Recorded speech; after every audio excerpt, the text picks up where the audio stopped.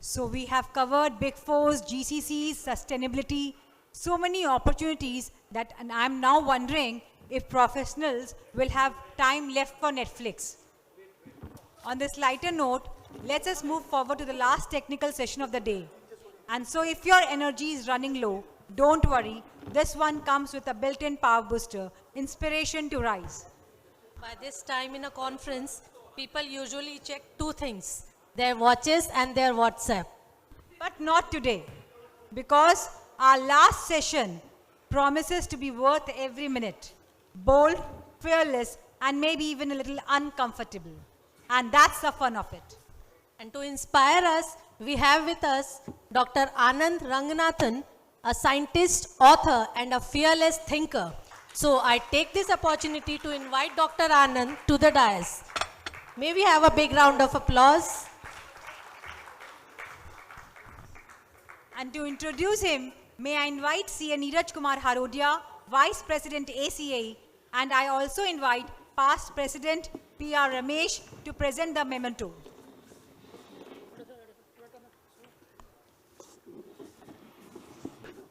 Thank you, Rasmiji. Dr. Anand Ranganathan, he is scientist, author, and professor at JNU. Dr. Anand Ranganathan is a sharp voice in science and society. He will deliver the showstopper session on the courage to disagree and the rise above conformity. So many times we have seen Sir speaking on various news channel and taking various topics, especially related to country's progress. So now I'll request CA P.R. Ramesh sir to present memento to Dr. Anand Ranganathan. Thank you so much. The session is going to be very powerful, and I believe the sound of round of applause is not linking to the voice he is going to share with us. And sir, thank you very much for your time coming all the way from Delhi. Sir, stage is yours, please. Hello, good evening, everyone. Thank you so much for inviting me. It's such a pleasure and an honor. And to the person who decided what my topic is going to be, the courage to disagree, I'm sure he's a bachelor. Because no amount of courage can make you disagree with your better half. I tried it 3 years ago and I lost 25 kilos because of her cooking. So everything else works except the courage to disagree at home. No, but on another note, I would like to thank all the organizers as well as Tarunji for having me here. And it's not only a pleasure, it is an honor, and I'm nervous as well because if at all there is a bunch of people who increase the IQ quotient of India exponentially, it is the CA crowd. It is, in fact, if I'm not mistaken, the world's third most difficult exam. So it's an absolute honor to be amongst this gathering. But I had warned Tarunji, I said ki my problem is I would love to come, but my issue is I'm always invited only once to any gathering. So aap dekh lo fir, you know. And I gave him a couple of examples. I said, in fact, in Kolkata about a year ago, I was invited to a debate, and the topic of the debate was media as a watchdog. And it was held in that very famous 150-year-old Bengal club, I think is one of those very famous clubs. That's right, yes.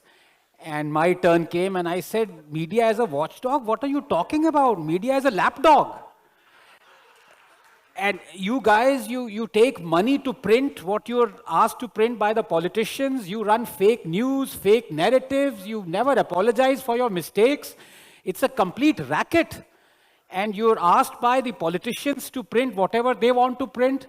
They give you money for ads, and if you print the wrong news, they take out that money.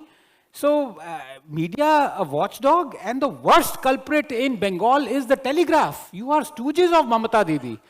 I didn't know the debate was sponsored by Telegraph. I ran to the airport and friendly people were saying, sir, 10 minutes left to your flight. Sir, 5 minutes left. So luckily, I escaped back to Delhi. And then about 6 months ago, there was an event held in a university in Delhi. And the topic was politics and beyond. And my turn came and I said, aren't we all fed up of, bashing the living daylights out of politicians? And I do it especially every night. So, let's think of something else. Let's think of devoting our energy of bashing guys, if we have to another part of our democracy, the exalted pillar of democracy that none of us ever criticize, and that is the judiciary. Because the fact of the matter is, if there is any community that needs to be criticized and taken to the cleaners, it is the judges and the judiciary. There are 50 million cases that are pending. That's more than the population of South Korea. And at the pace at which we are going, dispensing the cases, it's going to take us 323 years to clear the backlog. As if this is the state. And here we are criticizing the politicians. You look at the judges. The corruption is rife. There is nepotism. There is collegium system. Judges don't want to elect themselves democratically. They're just, it's like a small inbred family. 9 Supreme Court ex-judges have said the corruption is rife. There are cases that are as old as 35 years old. 2.5 lakh rape and POXO cases are pending. 71% of all prisoners in India are under trials. They've been denied bail. They're rotting in jail. 34% of all high court judicial positions are lying vacant. 24% of all Indian judicial positions are lying vacant. In India, you have 20 judges to a million population. In America, it is 170. There is a high court in India, Punjab and Haryana High Court, where 32% of everyone working inside is related to each other. Judges, lawyers, tempers. So I said, what the hell is going on? If there is 10% of the judges have declared their assets, the judges who have said every politician should declare. So I said, look, if there is any sector that needs to be criticized, it is the judiciary and these damn judges. And I went back to the dais and the person sitting next to me was the Chief Justice of Allahabad High Court. I forgot I had driven to the thing. I took an Uber and ran away. So I told Tarunji, please, I'm warning you. I'm always invited only once. I said, no, come along, So here I am, determined to be never invited again. But I think the fact of the matter is, in fact, the way the title is posed, I'm a bit abashed, to be honest with you, because I never care whether I'm being courageous or not, or I'm disagreeing or not. I think they believe that I'm loud enough on television, so okay, it's come back again, yes. So I don't mean to be patronizing in answering that question. Every one of us is courageous, every one of us disagrees from time to time, but if at all, you would need an answer to that question. The answer, and I've thought about this, in the last week before I'm in front of you. What should I say at the risk of sounding patronizing? As what is this courage to disagree? So 2 things I tell you straight up. One is that I don't say anything to make a point that I'm disagreeing with anything. I put facts on the table. Disagreement is something which happens as a result of facts not being presented. If you simply present the facts, which is what science tells you to do, scientists do, you don't need to talk at all. In fact, many times you don't even need to give your opinion. If the other person is intelligent enough, you would look at those facts and say, well, are those facts irrefutable? Are they correct? And then there should be no disagreement. The second is, I don't believe that any decision is a difficult decision or a tough decision. We, the subjects or the observers, make a decision as tough decision. A decision is a decision.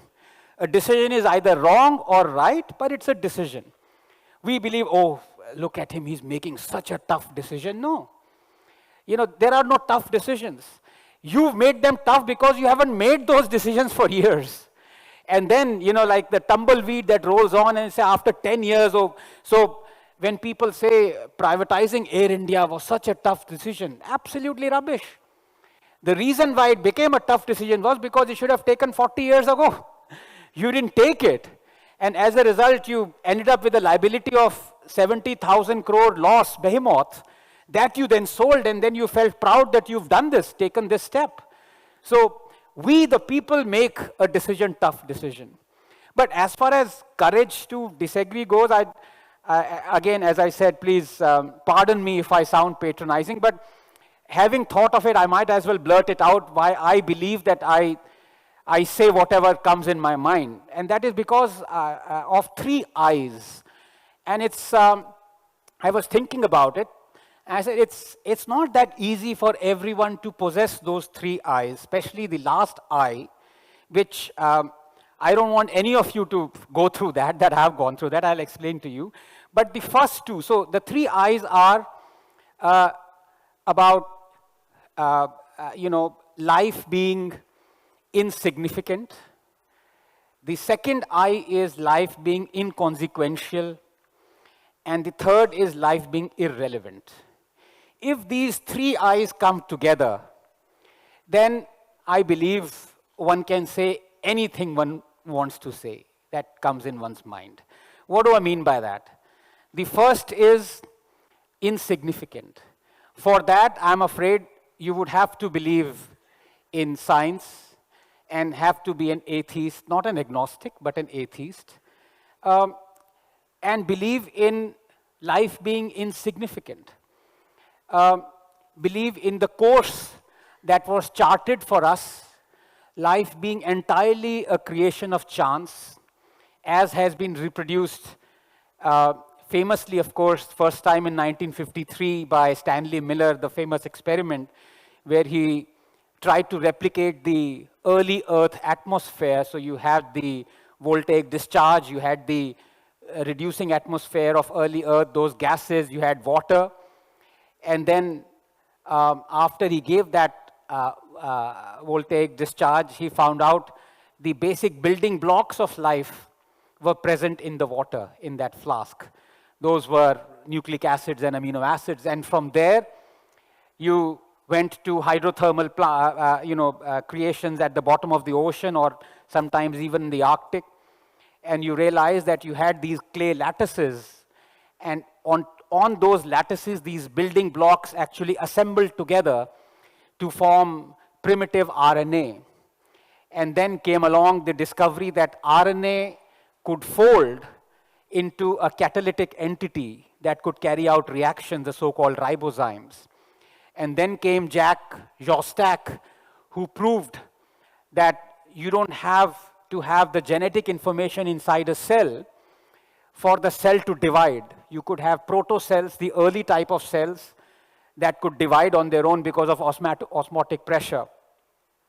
And then came along William Stemmer, who proved that you can actually accumulate the mutations within an hour doing a PCR, polymerase chain reaction, and what had taken millions, perhaps billions of years for an organism to survive through accumulation of genetic mutations can happen within an hour. And then came along genetic sequencing, genome sequencing, that showed you that we've all evolved from a common ancestor, a common cell, a common protocell, that the genome of humans is 99.4% identical, not similar, identical to a chimpanzee.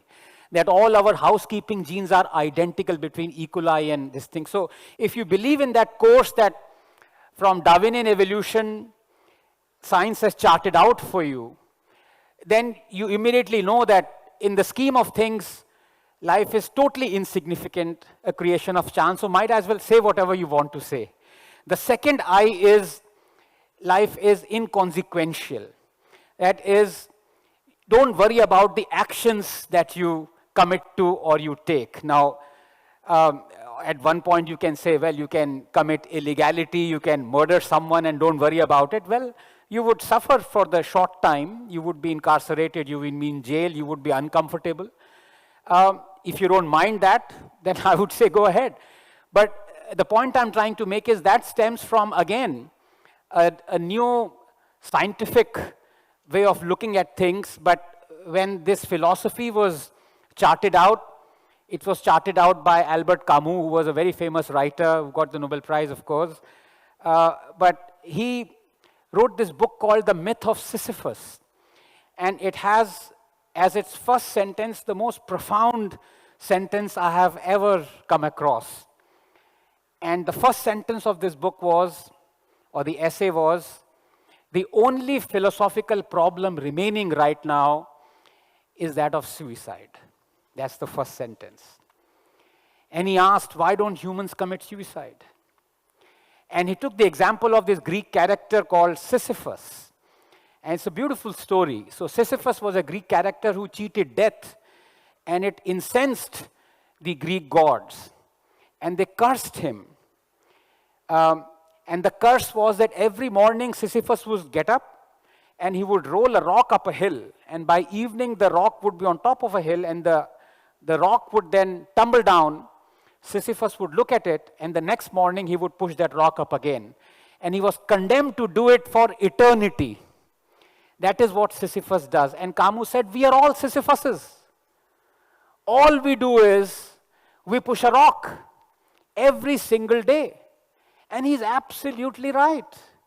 We have made our jobs thinking they are important jobs, they are of some consequence, but at the end of the day, there is absolutely no difference between how we lead our lives to how any animal or an ant or a single cell or an amoeba or a dog or an animal leads the life.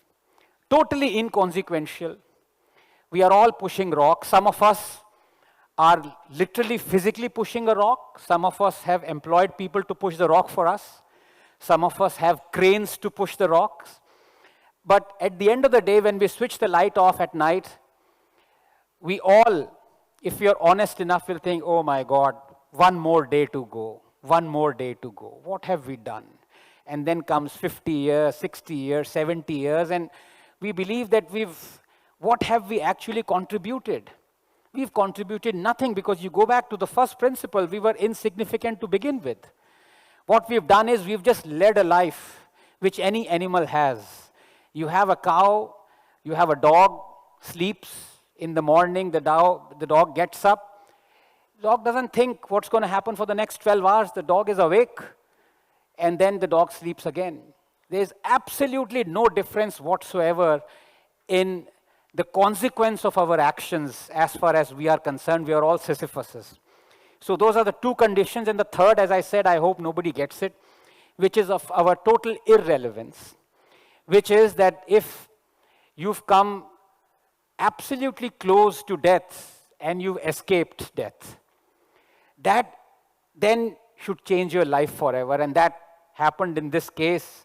I had a heart attack, and I said goodbye to my family. I struggled for a bit, tried to save myself, and then I realized that I'm as good as gone, so I said my goodbyes, and then I survived. A kind doctor saved me. And then that changed me, because at that moment I realized I was gone. What does it mean? I've been reading, studying, and all this bookshelf, and every creation and everything saved was gone in 5 minutes. And now I don't know why I'm still alive, talking to you, talking to the doctor. And one thing that I always tell my doctor is that I don't know what you guys are made up of, because you've saved my life. You've asked nothing in return. You could ask everything in return.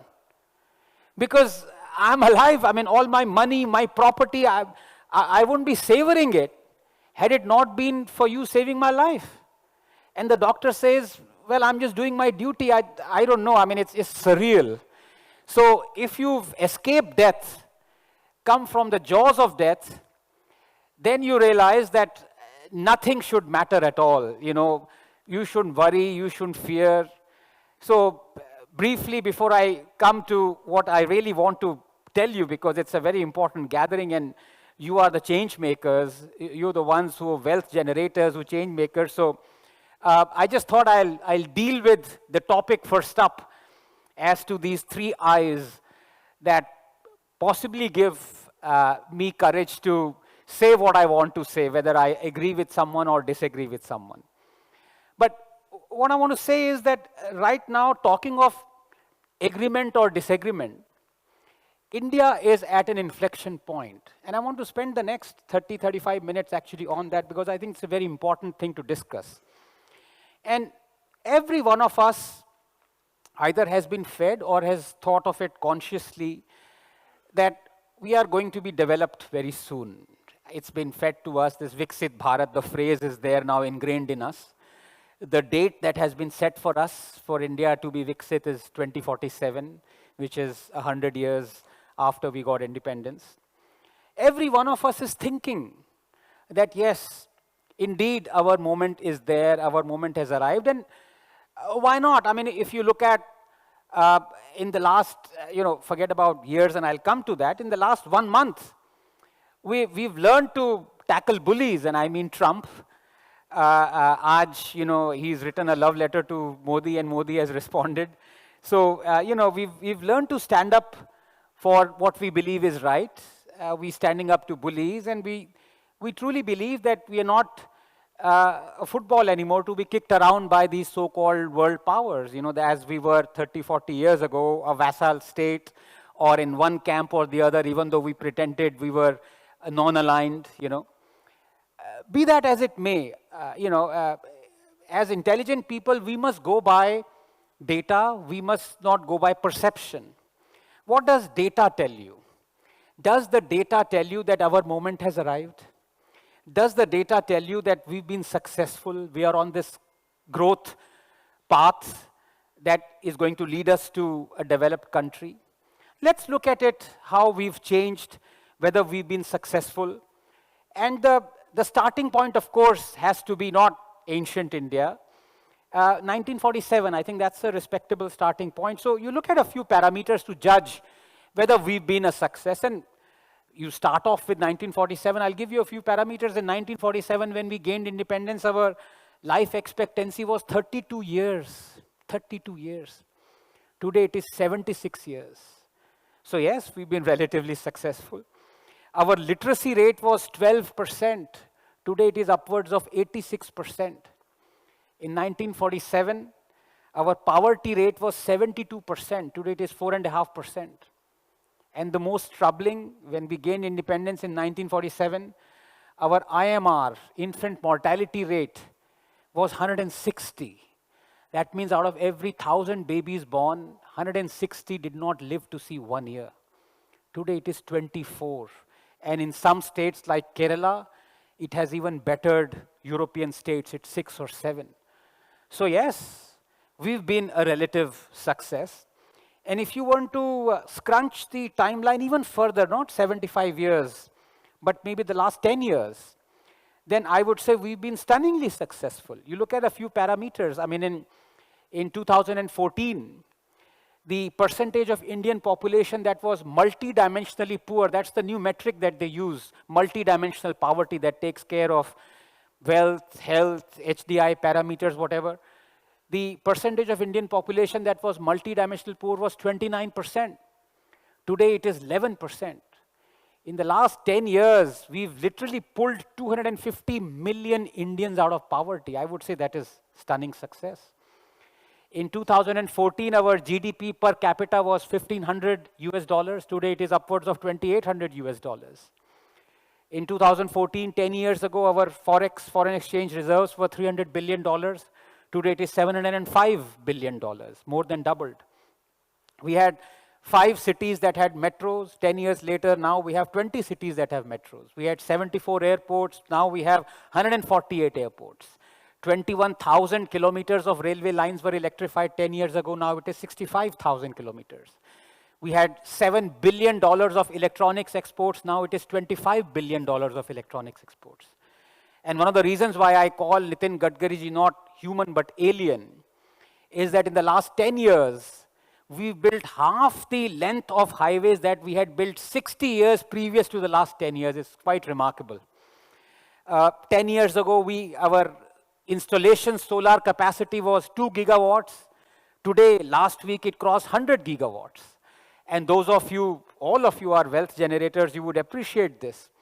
10 years ago, our AUM's assets under management in mutual funds were 9 lakh crores. Today, it is 63 lakh crores 10 years later. So yeah, we've seen stunning success, and the most heartening of all is that 10 years ago, we had 350 startups. Today, we have 118,000 startups. So not just relative success. If you scrunch the timeline, last 10 years, we've had stunning success. And if you were to scrunch the timeline even further, not 75, not 10, but 1 year, then we've seen spectacular success. Let me give you a few parameters. Our GST collection has been the highest ever since records began. I'm talking the last 1 year, $270 billion, 2.1 lakh crores every month, relatively. We had the highest job creations ever, 47 million jobs. Highest exports ever, $820 billion. Highest vehicle sales, 25 million vehicles. We had the highest PMI, manufacturing index, 59.2. I think it's about to cross 60. We had a 5-year low of central government debt to GDP ratio of 53%. Our inflation is at a 17-year low. It's sub 2%. Our Gini coefficient, that is a mark of inequality, is at lowest ever, 0.28. And our Sensex is at highest ever, 85,000 it touched. Number of income tax payees are at highest ever, 68 million. So, yes, relative success, stunning success, spectacular success. So many of you are thinking, well, that's that, then that's the end of story. We already developed. What is this guy talking about? If all this is true and this is true, then why is it that till today 300 million Indians live on 60 rupees a day? Why is it that till today 150 million Indian children are out of school? Why is it that 34% of all Indian infants under 5 are chronically malnourished and stunted? Why is it that 20% of all poor Indian children have never been vaccinated? Why is it that till today 8 million Indian children are in labor? Why is it that 18 million Indians are in bonded labor? Why is it that only 2% of adult Indians pay tax? In the UK, it is 66%. Why is it that 70% of India is without internet connectivity? Why is it that till today, India ranks 111th in the World Hunger Index? And we were talking of GDP. Why is it that our rank of GDP per capita is ranked 136th, below Sri Lanka, until a few months ago, even below Bangladesh? So we can talk of relative, stunning, spectacular success. But unless we solve this issue, unless we realize the ground reality, unless we disagree with the facts that are given to us of Viksit Bharat and hurtling towards Viksit Bharat, developed India, and we are colliding with this reality, I'm afraid we are going to be at yet another inflection point, ready to take off, but then the pilot is going to say, there is a snag, and we'll park the plane by the nearest hangar. Do we want that? No. None of us wants it. In order for us to avoid it, it's not just that we must have a courage to disagree, not at all. As I said, courage is relative, disagreement is relative. We must state the facts. We must put the facts on the table. And the facts on the table are, and our response to tariffs has shown this, that we are not ready to look internally. We are not ready to look at what the facts on the table are telling us as a nation. Not about combating Trump or combating external factors or China or world geopolitics, but looking inside, having the courage to take not tough decisions, but the right decisions internally. And in order for us to do that, we have to realize what our roles are. And I put it to you in the next 20 minutes that I have, is that we as a state, we as a people, as citizens, are confused about what our roles should be. And that's the first thing that we should not be confused about. Unfortunately, we are. I'll have a show of hands out here to illustrate this. If I were to ask you, give me one government policy since independence, since 75 years, just one policy, state policy, government policy that has helped grow our economy the most, just one policy. What would you say? Anyone?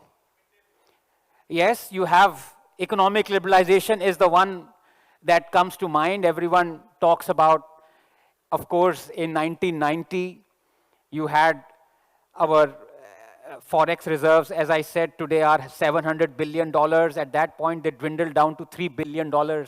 We mortgaged 67 tons of our gold. We loaded it onto ships, and they were about to dock in England. Some of us, we got it back, in fact, a year ago. We were in dire straits, and then we decided to liberalize. So, of course, that is one thing that has helped our economy grow the most, one policy, economic liberalization. Anything else? GST, Green Revolution, yes, Green Revolution helped our economy, yes. We took a lot of financial strains and we took a lot of financial decisions directly related to that. GST is another. Now we've had those, people are calling it second generation reforms. I call it more restructuring. But yeah, but you notice something, when I talk about policies that have helped our economy grow the most, we always talk about policies that affect the finance, or talk of monetary or economic decisions. What if I were to tell you that the one policy that has helped our economy grow the most has got nothing to do with finance or economy at all? It is in fact the midday meal scheme. Every single day, 130 million Indian children go to school, 130 million every single day. And their parents send them to school so that they may get wiser, they may get an education, but more importantly, that they may get healthier. They get hot, nutritious food that is now mandated by Supreme Court to be of minimum 430 kilocalories every single day. That is something that has helped grow our economy the most. And the person who thought of it, the person who implemented it, K. Kamaraj, never even went to school. So the next time, ladies and gentlemen, people from our socio-economic strata think, oh, we need a politician who's a graduate, undergraduate, doctor, we need a manager, a CA, an engineer. Here is K. Kamaraj, who implemented something that has helped grow our nation the most, and he never even went to school. But that there, right there, is something that should be the role of the state. The role of the state is to create a healthier, wealthier, wiser, more adaptable, more flexible workforce. The role of the state is not to use that workforce, which is what we as a state are doing. The role of the state is to create that workforce and to give it to you, the wealth creators, for you to use it. And that right there is the confusion that is plaguing us. Let me take a couple of examples to illustrate this, to make it so clear, and also tie with something that right now the Prime Minister is doing, that I will never compromise with the interest of our farmers as far as tariffs are concerned or as far as anything else is concerned. I will protect the farmers. Unfortunately, what we are protecting are the things that are hurting the farmers the most. If we were to look at creating a more flexible, more adaptive workforce, do you, for example, know that 44% of India's active labor force or workforce of 600 million Indians, 44% is involved in agriculture? A sector that contributes only 13.5% to 14% to our GDP, where everything from production to purchase is archaic, almost medieval. In the West, the percentage of workforce that is involved in agriculture is 2%. Even in middle-income economies, fast-developing economies, not more than 3.5%. In India, it's 44%. Almost 300 million active, ready labor force working Indians are involved in this sector that is contributing pitifully to our economy, where everything is almost disastrous, cataclysmic. Let's further divide this into where we are producing what we are producing and then what we are producing to illustrate this case as to what the role of the state should be and how confused the state is trying to protect this. Where we are producing what we are producing. Did you know that 70 million hectares of Indian agricultural land, that's almost 40% of all Indian available agricultural land, 70 million hectares has been severely or completely damaged by floods and droughts in the last 6 years. 70 million hectares. 35% of all our Indian agriculture depends directly on the monsoon, 35%. 81% of farmers and croplands are not insured. 110,000 farmers have committed suicide in the last 10 years.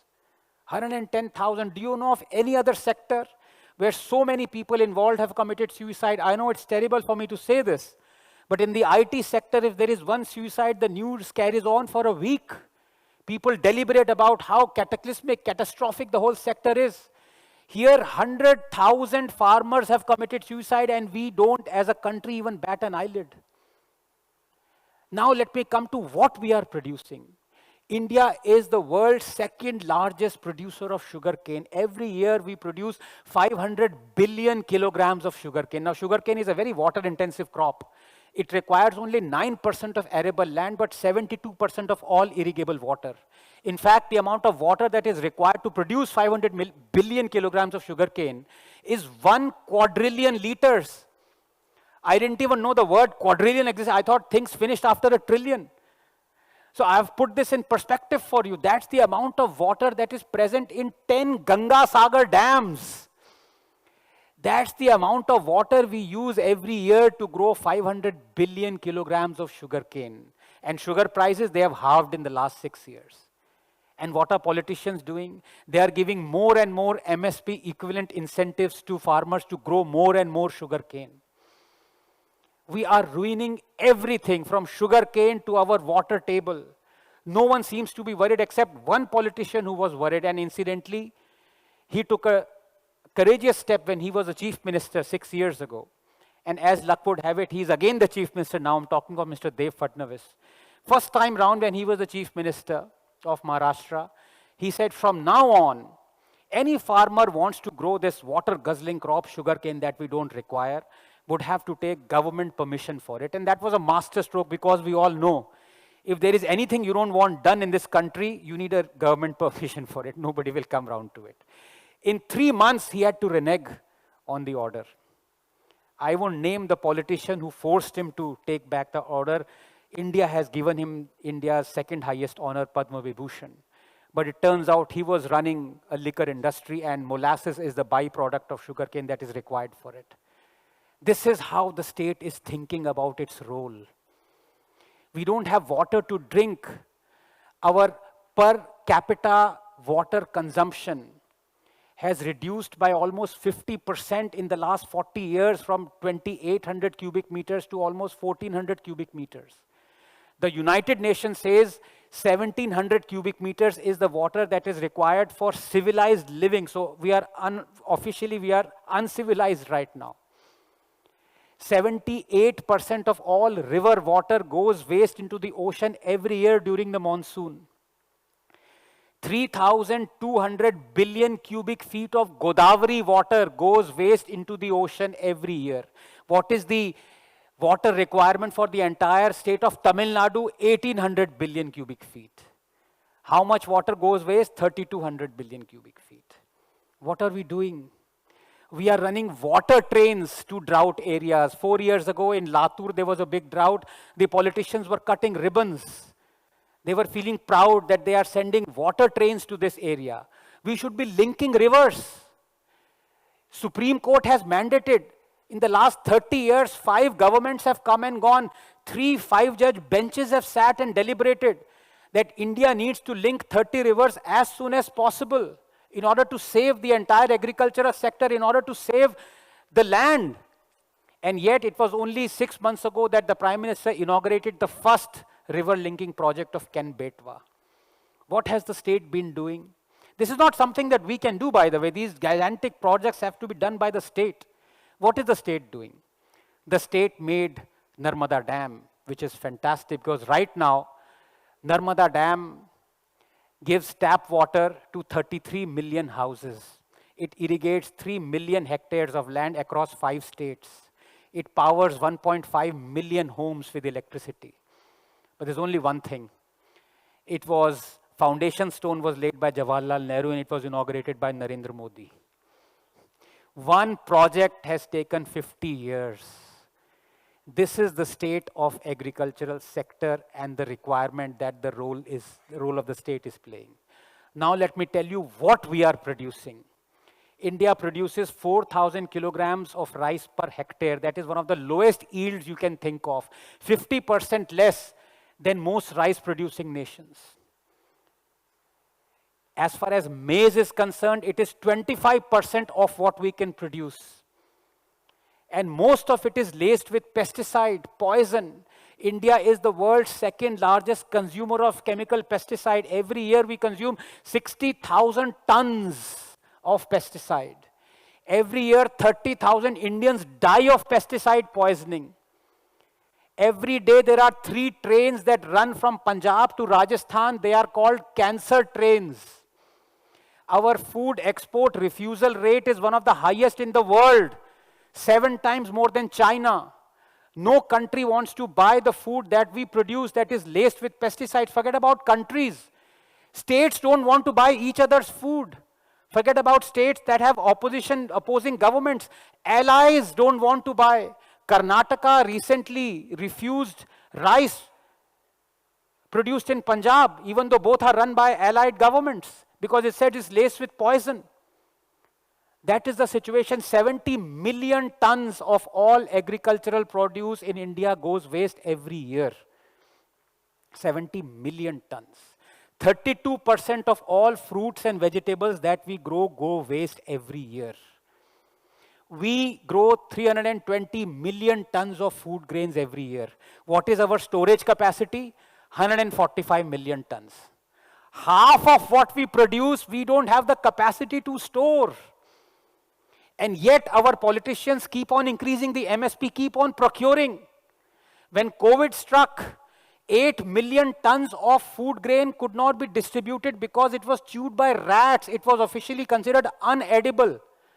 The buffer capacity mandated by the parliament as to the maximum we can procure, the government, is 40 million tons. It hovers from 25 to 30 million tons every year. 2 years ago, Government of India had 100 million tons, 60 million tons over and above. Because the state does not have the guts to refuse procurement of the food grain from farmers. Every year we spend more than 3.5 lakh crores procuring the food grain that we don't need. Humans cannot consume, rats consume it. But what is the state doing?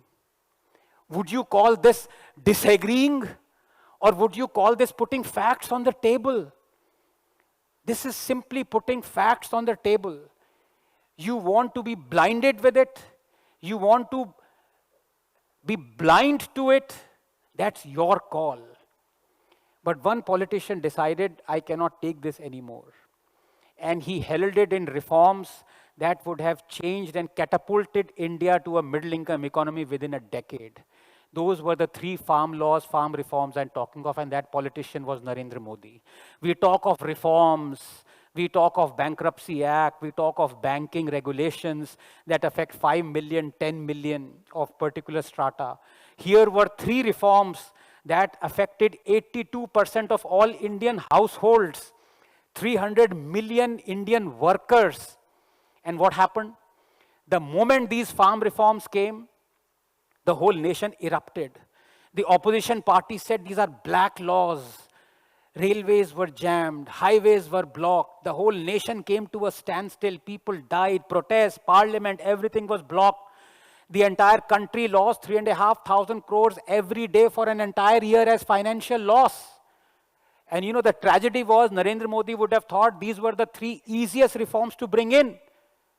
because they were not in the BJP manifesto, they were in the Congress manifesto. He was fulfilling the promises that Congress had made, verbatim. Point number 11, point number 20, point number 23 in the Congress manifesto. What were these reforms? The reforms were that the government would now give an alternative to farmers for them to sell their produce at another marketplace, private marketplace, instead of just APMCs. Isn't that the foundation of business? Choice to the producer, to the businessman. How would you as a businessman feel if you created a fantastic product, but the government came along and said, I'm sorry, you cannot sell this product on Amazon, but only on a government website that works 10 minutes in 24 hours? What would you do? You would sue the pants of the government. But why didn't we allow the farmers to think that? What was the second reform? Was to do away with the emergency provisions of the Essential Commodities Act. Now, this is a bureaucratic semantic speak, that by changing a word storage to hoarding, a farmer and a godown owner could be arrested with a non-bailable warrant. Just, you could be storing something which is a perishable agricultural produce. The government comes along and says, I'm sorry, you're not storing, you're actually hoarding, and jail you. As a result, no businessman or no businesswoman worth his or her salt was prepared to make state-of-the-art godowns that could store perishable agricultural produce. And you've seen, we've grown up, children of the 70s, 80s, 90s, seeing farmers downloading tons of their produce on the streets. In fact, recently a more disturbing phenomena is they even download or they throw milk onto the streets, thousands of liters. The second reform would have changed that. And the third reform was contract farming. That is, any business concern should be able to go to a farmer and say, why are you growing rice and wheat that we don't need, that is laced with poison, that you incur loss on it? Grow this cash crop, I'll pay you money. That again is the bedrock of capitalism, of how to conduct a business, contract farming. And the irony is that when Congress opposed these three farm laws, the third one was already implemented as a contract farming act in a Congress-run state of Punjab. The same people that Rahul Gandhi accused Adani and Ambani of being corrupt were being given 3,500 crores by Captain Amrinder Singh, who was the Chief Minister of Punjab, Congress Chief Minister. But the moment Modi brought those laws, all hell breaks loose. This is the tragedy. It's not about politics. It's about thinking ahead. It's about saying that I disagree with what you are doing, the step you are doing. It is anti-national. But unfortunately, the darkest day was, I think, 19 November 2021, when these three farm laws were reneged. And now it pains me every time when any politician, starting from the Prime Minister to the opposition leader, says that we must protect our farmers' interest. I'm sorry. What is happening right now is not in the interest of the farmer. The farmer knows it. You know it. But you don't have the capability or the courage to take the right decision. You are protecting something that should never be protected. And that is the point that, fortunately or unfortunately, the topic of my talk was.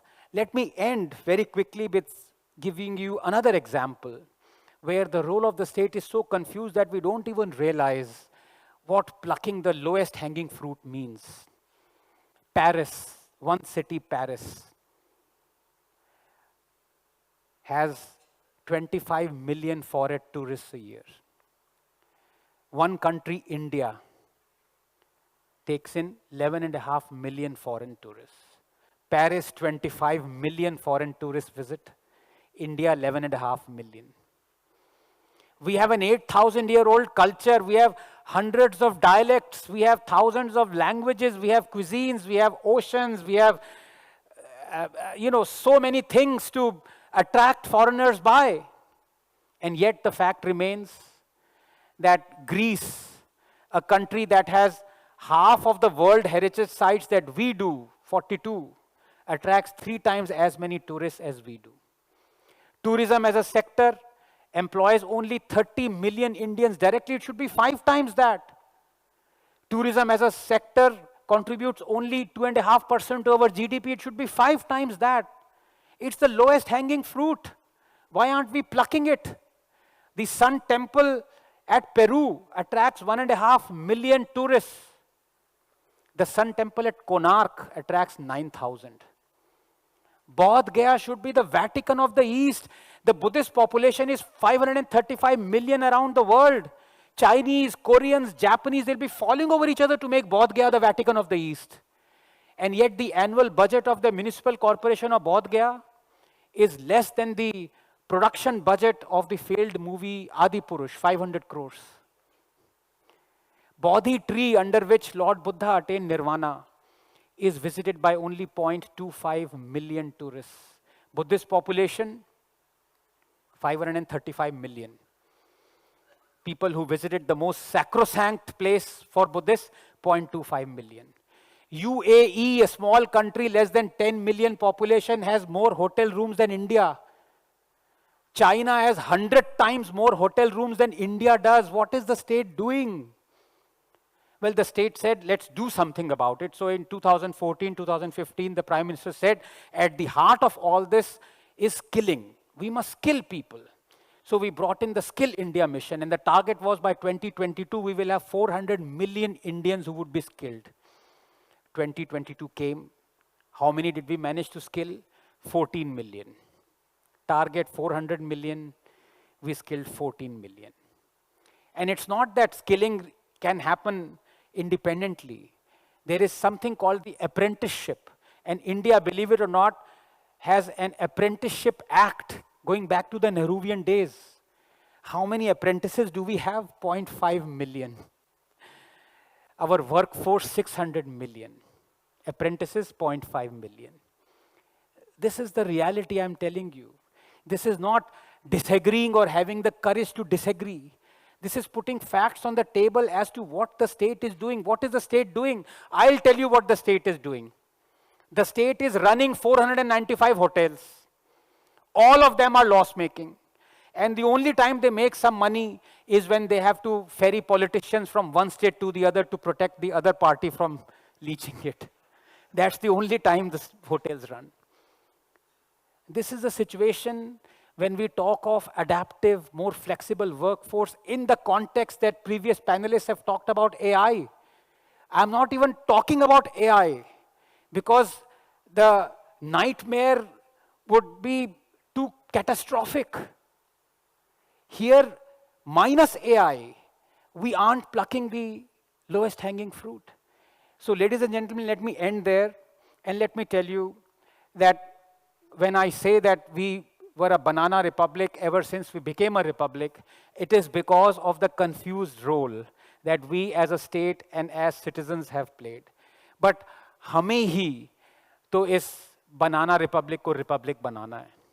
If we ourselves don't understand the confusion that shrouds the state, the confusion that shrouds us as a community, as a people, how would we make this India as a developed nation, as a Viksit Bharat? And I end by giving you one example.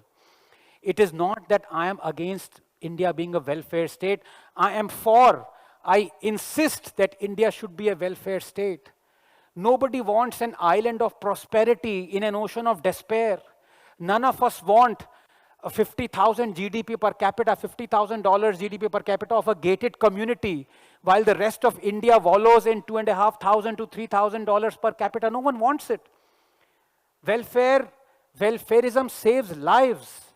Did you know that if Modi had not built 120 million toilets, each new toilet made has saved that household upwards of 50,000 rupees in health costs? Those 110 million tap water connections that have been given, did you know that the diarrheal deaths have slashed by half in under 5 infants? Those 100 million gas connections given by Ujjwala, did you know that every year directly 150,000 people are being saved because of it? Because even I didn't know this. The biggest cause for infant mortality in India is not some disease or infection. It is household pollution. वो फूक फूक के जो चूल्हा जलता था, उससे बच्चे मरते थे. Welfareism saves lives, and I'm not even talking about financial inclusion or so many other things, just the fact that we managed to vaccinate 1 billion Indians within a year twice over is, I would say, independent India's greatest achievement. So yes, welfareism saves lives, but we as citizens have to realize that there is a line between welfareism and freebieism. And we haven't, as citizens, realized it. We are turning a blind eye to something we believe is the domain of politics and politicians. And it is going to bite us like nothing else has bitten us. Because let me have another, at the risk of sounding patronizing, but it does bring the message home. Have a show of hands. Pardon my patronizing, but please raise your hands. How many of you love your families? Thankfully, obviously, everyone. All the hands have gone up. How many of your families are in debt? Good, not a single hand has gone up. So all of you love your families. None of your families are in debt. Now again, at the risk of sounding patronizing, another show of hands. How many of you love India? Please raise your hands. All of, okay, one hand has, you're not a communist by any way. You're not from JNU, I hope. Okay, all of you love your families. None of your families are in debt. All of you love India. Then how the hell are all of you going to sleep every night knowing that India is in a debt of 260 lakh crores? The states have ratcheted up a debt of 90 lakh crores. Who's going to pay for this? This is nothing called free lunch. America has a debt of $40 trillion. It doesn't care. It might as well be $80 trillion. It'll print that money, chopper money. We don't have that luxury. Somebody has to pay for this. And you know, when all of you applauded, when I said India had 350 startups and now 10 years later it has 118,000 startups, sabse pehle unka aayega. They would have to pay for it. Corporate tax would ink something. Do we even realize what we are doing in the name of freebism? We ourselves have not demarcated that line. And now every government is winning elections because of freebism. You know, when Rahul Gandhi said, khatakat scheme, give 1 lakh per year to every eligible woman, BJP rightly mocked it. Said the nation will go bankrupt. But then came Maharashtra elections. And BJP promised 1,500 rupees per month to every eligible Maharashtrian woman aged 21 to 60, costing the exchequer 51,000 crores. The incumbent chief minister, then Mr. Shidde, promised that he'll double it if he wins. What happened? BJP won. Maharashtra has a debt of 8 lakh crores. When Rahul Gandhi said, guarantee MSP on every agricultural produce, the BJP and every sensible person rightly mocked him, said, are you mad? It's going to cost the government 16 to 20 lakh crores every year. We will go bankrupt. Rightly so. But then came Haryana election. And BJP promised exactly that to every Haryana farmer. And what happened? BJP won. We are not even realizing what we are doing as a citizen. You know, we can criticize the state, the role of the state. But what is the role of the citizen? This is more crucial than the role of the state. And let me end by giving you one example. In 2005, celebrated economists, of course, they were Dr. Manmohan Singh, the late Dr. Manmohan Singh, and Dr. Montek Singh Ahluwalia. They said, we can't go on like this distributing pensions. We will go bankrupt. In 1980, 2% of our revenue went in paying pensions. Now it is 20%, 10 times more. So they developed what is called the new pension system, or NPS, where the government would also contribute, but the citizen would also contribute, I think 10% to 14%, as opposed to what is now called the old pension scheme, OPS, where 50% of the last drawn family that was tax-free was given as pension. And slowly every state started implementing the NPS, the Congress idea. But then came 2022 and another celebrated economist, Rahul Gandhi. Yeah, of course he was, don't laugh. He went to Himachal and he said, if you elect us, we will junk our own scheme, NPS, and we will bring OPS. Haryana, Himachal Pradesh had 1.3 lakh government employees, 1.6 lakh pensioners. Congress won. And you know, the first person who's credited with the coinage of the term Revdi as freebie is not Narendra Modi. It is Congress leader Montek Singh Ahluwalia. He got up and he said, what are you doing? You will go bankrupt. The RBI governor then said, you will go bankrupt. It's going to cost you 5 times more to revert to OPS than NPS. No one listened until 6 months ago, when the chief minister of Himachal Pradesh woke up in the assembly and said, we don't have money to pay salaries. They are taxing families if they have a second toilet. They have mortgaged Himachal Bhavan in Delhi. 74% of all Himachal's tax revenue is going up in propping this scheme. But who is responsible for bringing these parties to power in Maharashtra, in Punjab, in Haryana, in Himachal? We are. Because we believe it doesn't affect us. We believe we are paying tax and tax is going in welfareism, when all the tax is going is actually freebism. So ladies and gentlemen, let us at least resolve to not be courageous or not to disagree for the sake of it, but to remove the confusion that surrounds the state and the citizen. I shall end there. Thank you so much. Thank you. A very warm good evening to everyone. It's my truly a privilege to deliver the vote of thanks for this inspiring session. On behalf of ACAE and all the present here, I sincerely thank Dr. Anand Ranganathan for his thought-provoking address on inspiration to rise, the courage to disagree. Sir, you are a rare blend of a scientist, author, and a fearless public thinker. You have inspired us today with your both intellect and conviction. Dr. Ranganathan, your words reminded us that progress comes from courage. The courage to question, to challenge, and to stand for truth, even when they face consensus. Your message of embracing diversity of thought and rising above the conformity is thought timely and powerful. So your deliberation on 3 I's was thought-provoking for all of us. And all the chartered accountants sitting here may be wondering that, sir, you are a data mine. And how your memory serves you so well on stage with such a data. Thank you so much, sir. Can we have a big round of applause for Dr. Ranganathan, sir, on stage? I also thank the organizers, members, and audience for their enthusiastic participation. Well, we all are lucky to be a part of ACE, but now it's time for the lucky draw in kind. I would request my dearest friends Siddhant Jajodia and Priyanshi Agarwal to take the lucky draw forward. Thank you so much. Thank you. When I my lecture began, I said I'm always invited once, so I don't know, will I be invited again? Yes, sir, you are invited.